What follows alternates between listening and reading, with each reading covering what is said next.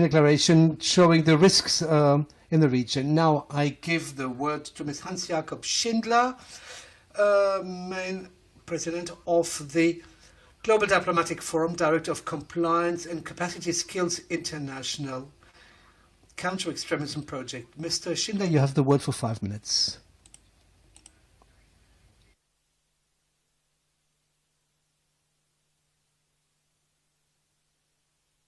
By expressing my appreciation for the opportunity to address today's meeting on behalf of my organization, the Counter-Extremism Project, CEP.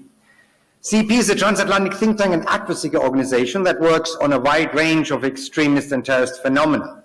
We serve in an advisory role for governments in North America, Europe, as well as at the level of the European Union, including on the design and implementation of effective and efficient regulation to hinder the misuse of new technologies for the financing of terrorism. My short remarks today are based on our ongoing research and work. While several contributions in this session and of course in the preparatory sessions have focused on the methods and strategies of this misuse, let me briefly outline some of the regulatory challenges. From a regulatory perspective, it's crucial to distinguish between financial instruments, such as virtual assets or cryptocurrencies, or non-fungible tokens, NFTs, and the misuse of virtual infrastructures, such as social media, messenger services, or crowdfunding platforms. While the regulation of financial instruments should mirror as closely as possible the already established mechanisms employed when countering the financing of terrorism in fiat currencies, it is central to consider specific technical challenges that are crucial to the functioning of these new technologies. For example, customer onboarding processes in the fintech industry are always fully automated without human-to-human interaction. This will require the setting of appropriate standards for the identification and verification of customer identities to ensure that terrorists or violent extremists are not able to penetrate the respective services by deceptive means.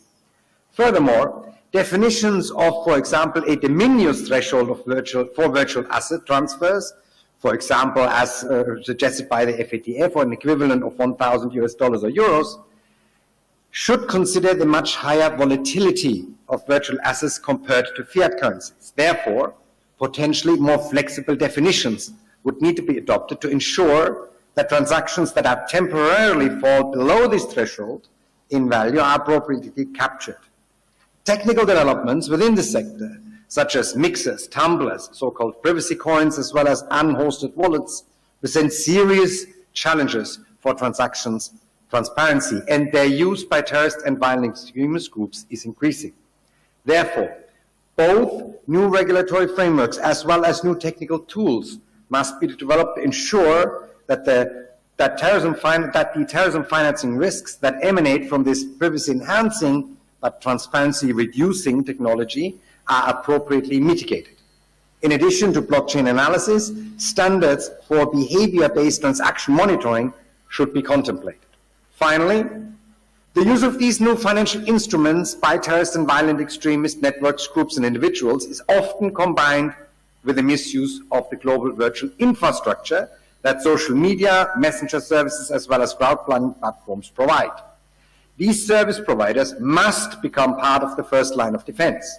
Here, both terms of services as well as monitoring standards by these service providers should be improved. Currently, these are not yet sufficiently focused on countering the misuse of their services for the financing of terrorism. However, compliance standards within the tech industry are unlikely to improve sustainably without externally induced regulatory and commercial incentives.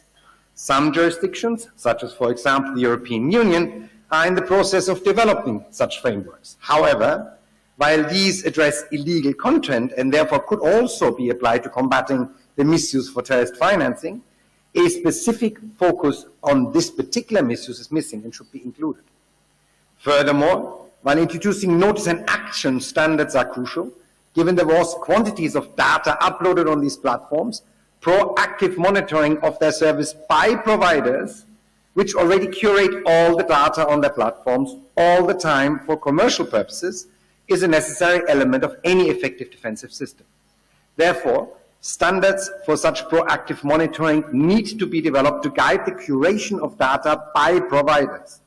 Such standards could be modeled along the already existing standards employed by other industries, including the financial industry. Thank you so much for your attention. Je remercie Monsieur Schindler pour sa déclaration.